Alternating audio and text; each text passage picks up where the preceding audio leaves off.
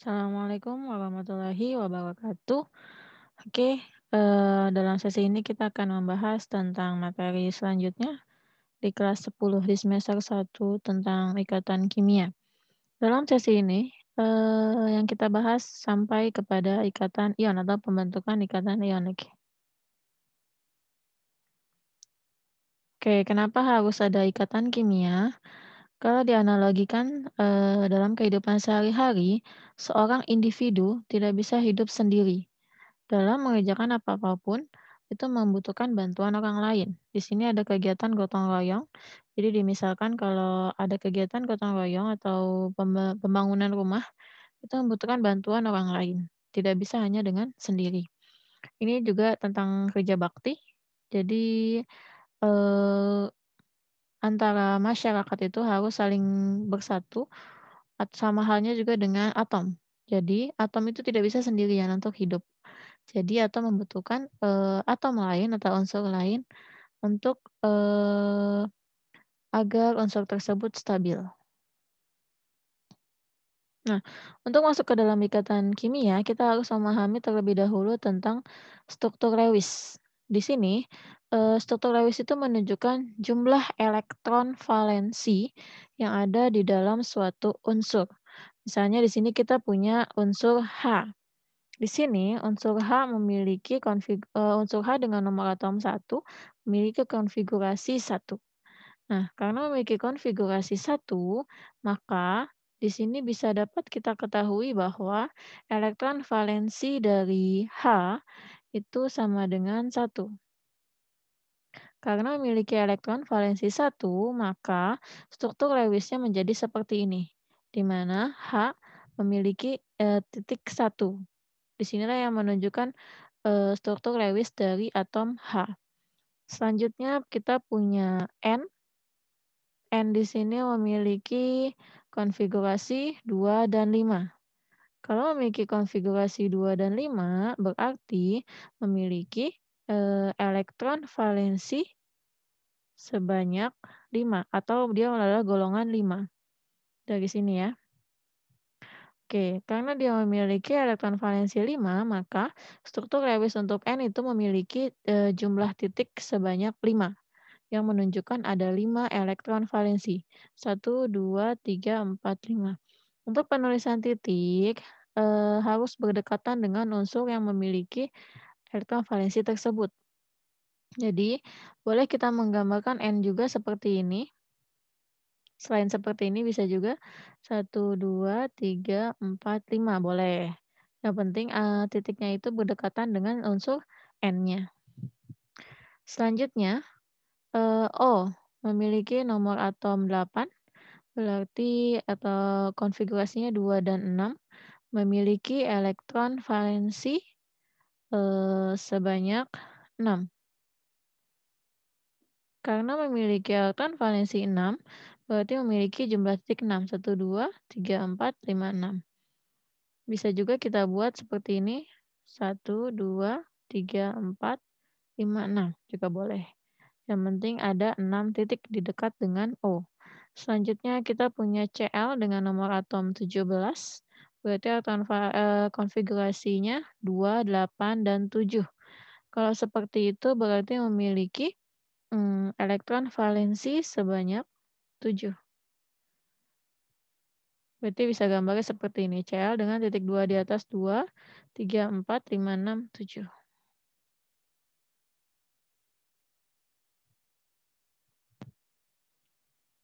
Selanjutnya, mengapa semua atom itu berikatan? Ya tadi dibilang kalau misalnya suatu atom itu, berikatan untuk mencapai kestabilan. Ini dimisalkan ada SpongeBob dengan Patrick, kalau sendiri dia akan sedih, ketika mereka bersatu, dia akan senang. Nah, kalau atom di sini dia akan stabil. Ini juga analogi yang lain, setiap manusia itu tidak bisa hidup sendiri, jadi harus berdampingan dengan, orang lain. Nah, berbicara tentang stabil, stabil itu unsur yang stabil itu memiliki, elektron yang sama dengan gas mulia. Siapakah di sini yang disebut dengan gas mulia? Gas mulia di sini adalah, unsur golongan 8A. Sudah dibahas pada materi sebelumnya, di mana golongan 8A itu terdiri dari He atau helium, Ne atau neon, Ar atau argon, Kr atau krypton, Xe atau xenon, dan yang terakhir adalah Rn atau radon. Di sini, elektron valensi dari He sampai dengan Rn itu memiliki elektron valensi yang stabil, di mana disebut dengan, elektron yang penuh.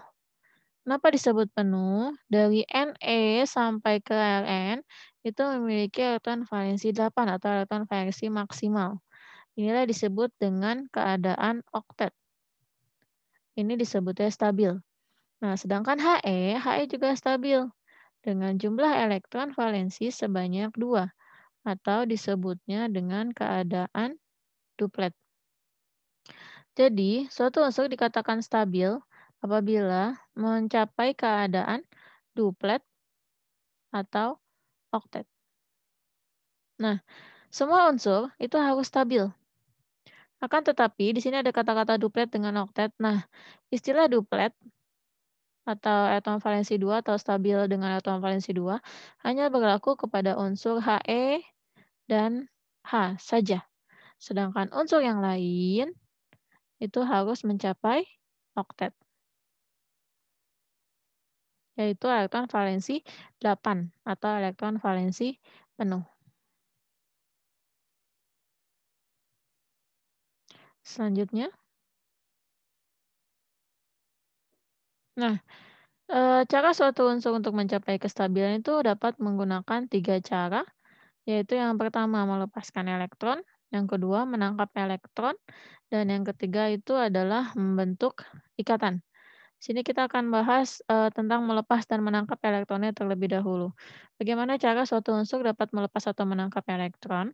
Misalkan kita mempunyai sebuah unsur, Mg dengan nomor atom 12. Untuk mengetahui jumlah elektron valensi dari Mg, kita akan membuat konfigurasi. Konfigurasi yang digunakan bisa menggunakan konfigurasi Bohr ataupun konfigurasi Aufbau. Nah, yang penting, golongan itu menunjukkan elektron valensi, dan sebaliknya. Kalau kita menggunakan yang Bohr, kita bisa tulis 282. Di sini berarti Mg memiliki elektron valensi sebanyak 2. Untuk elektron valensi 2 itu sebenarnya ada 2 pilihan, yaitu 2 lepas. Ketika 2 elektron ini dilepas, maka elektronnya menjadi 8, makanya stabil. Atau supaya menjadi 8, makanya Mg harus menangkap 6. Nah, ketika Mg memiliki 2 pilihan, 2 lepas dan 6 tangkap, di sini, eee, dipilih 2 lepas. Kenapa 2 lepas? Karena untuk melepas 2 elektron itu membutuhkan energi yang lebih sedikit dibandingkan dengan menangkap 6 elektron. Karena Mg melepas 2 elektron, maka Mg akan membentuk, ion, yaitu 2+, artinya Mg melepas 2 elektron.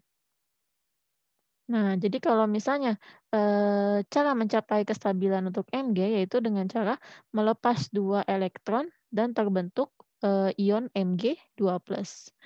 Ketika kita punya unsur N dengan nomor atom 7, tadi sudah kita bahas 2 dengan 5, berarti elektron valensinya 5.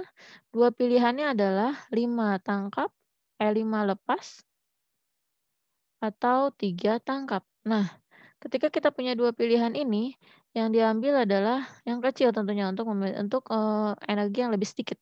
Karena 3 tangkap, artinya N akan membentuk muatan negatif. Kenapa negatif? Kalau plus itu artinya melepas, kalau tangkap berarti harus min.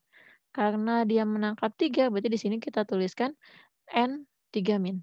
Nah, jadi Mg untuk mencapai kestabilan dia melepas berapa elektron? 2. Sedangkan N untuk mencapai kestabilan itu harus menangkap. Menangkap berapa? 3 elektron. Seperti itu.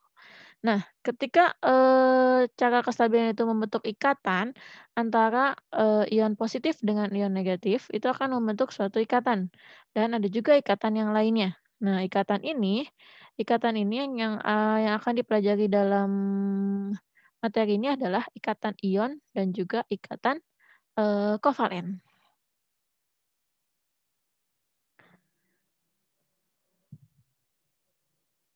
Oke, untuk ikatan ion, itu berangkat dari yang kestabilan tadi. Pada saat membentuk ion positif dan ion negatif, di sini ada proses pembentukan ikatan ion di mana yang pertama adalah pembentukan ion positif atau negatif yang tadi dilakukan. Jadi misalnya ada, Mg, tadi kita punya Mg. Mg tadi untuk mencapai kestabilan dia membentuk 2+, sedangkan N untuk mencapai kestabilan membentuk 3-. Ini yang disebut pembentukan ion positif dan ion negatif. Nah, ketika kita memiliki, ion positif dengan ion negatif, itu akan terjadi tarik-menarik. Kenapa tarik-menarik? Karena ada ion positif dengan negatif. Tentu ketika ion positif dengan negatif itu bertemu, akan terjadi tarik-menarik antara, positif dengan negatif. Ketika terjadi tarik-menarik antara ion positif dengan negatif, di sini ada muatan yang berbeda antara 2+ dengan 3-. Ketika mereka bersatu, itu tidak bisa menjadi senyawa yang netral. Sehingga perlu ada penyetaraan 2+ dengan 3-. Supaya sama, maka angka 2 sama 3 ini harus kita samakan. Bagaimana caranya? Kita ubah angka 2 dan 3 ini menjadi KPK-nya yaitu 6. Karena menjadi 6 berarti kita bisa tuliskan Mg kita kalikan 3, sedangkan N dikalikan 2. Nah, pengalinya inilah yang akan menjadi, pembentukan senyawa ion, di mana Mg-nya menjadi 3, N-nya adalah 2. Mg 3, N-nya 2. Nah, di sinilah terbentuk, yang disebut dengan ikatan ion.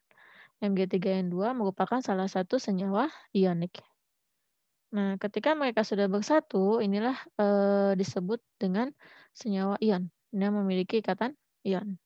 Ketika kita mempunyai, contoh lainnya ketika kita mempunyai unsur X dengan muatan 3+ dan Y-1. Nah, ketika mereka bertemu, 3 dengan 1 tentunya belum sama. Ketika kita mau menyamakan, berarti ini dikali 1, sedangkan 1 kita kalikan 3. Berarti terbentuknya adalah XY3, seperti itu. Nah, atau contoh lainnya A2+ dengan B2-. Nah, ketika kita menemukan seperti ini, 2+ dengan 2-, wah muatannya sudah sama. Ketika kita menemukan muatannya sudah sama, berarti penyetaraan langsung, tidak perlu dipenyetarakan lagi, tidak perlu disetarakan lagi, berarti hanya terbentuk senyawa A, B, seperti itu.